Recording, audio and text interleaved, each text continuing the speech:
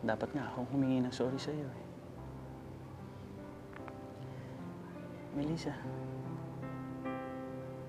nobyo mo ko.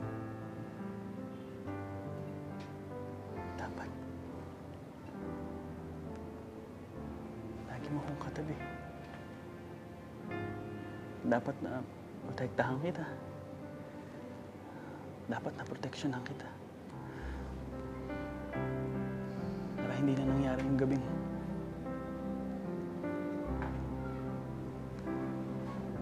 wala man lang akong nagawa. Hindi man lang kita na ipagtanggol. Alberto, pagod na ako na. Ayoko na pag-usapan yan.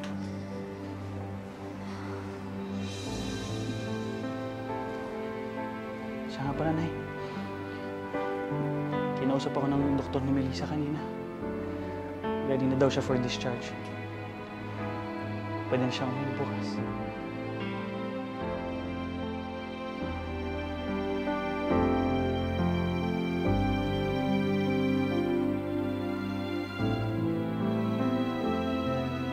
Nay, lalakad na lang ako.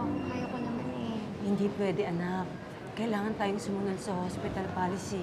Tsaka hanggang sa labas lang naman ng ospital eh. Are you okay, Melissa? Ha? Melissa! Bakit nasa ospital ka? Nay, ginagawa niyo dito! Umalis kayo! Bakit nasa ospital siya, ma'am? Melissa, ano ba nangyari sa'yo? Ano nangyari sa'yo? Melissa, may sakit ba siya, ma'am? May sakit ba siya? Gusto lang yung malaman ng informasyon.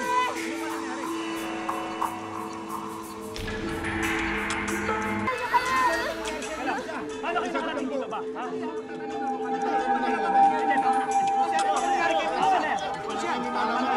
Ititibando ko kayo! Tama na!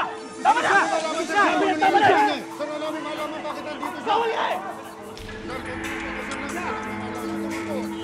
Pakisagot lang! Pakisagot lang, oh! Melissa! Wala namin malaman bakit nandito siya, oh! Ano ka nangyari? Pakisagot naman! Pakisagot naman, oh! Melissa! Sir, konting informasyon lang. Hindi namin malaman. Melissa! Pakisagot lang! Pakisagot!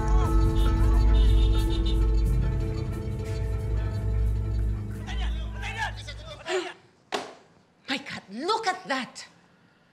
Nandiyan na naman sa TV ang babaeng ginahasa. Paano kapag ipakita ang identity na si Melissa yon? Malaking iskandalo yan para sa pamilya natin. Where's your compassion, Rosana? Na-rape ng lahat si Melissa, ganyan pa rin ang tono mo? Tono? Bakit? Anong tono ang gusto mo? Maawa ako sa kanya? Oh, no. Of course not. For all you know, siya pa ang umakit sa lalaki na yon, kaya siya na-rape. Pasensya na sa nangyari kanina. Nagbilin ako sa ospital na wala dapat makakalam na lalabas tayo. Hindi ko nga alam kung bakit nagkaroon ng leakage dun sa press eh. Kalat na pala yung nangyari sa akin. Ako na yung pinagchichismisan ng mga tao. Walang nakakaalam, Melissa. Hindi man na-report yung pangalan ko sa TV. Alam ng lahat ng tao na ako yung babaeng na-rape. Anak, hindi. Huwag mong isipin yun, anak. Walang nakakaalam. Nay, tignan mo nga yung mga tao sa labas.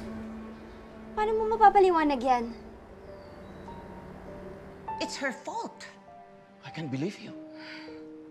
Magiging asawa ng anak mo, ang babaeng nilalait mo. Well, noon pa lang hindi na ako boto sa kanya. Ngayon pa, maduming babae ang si Melissa.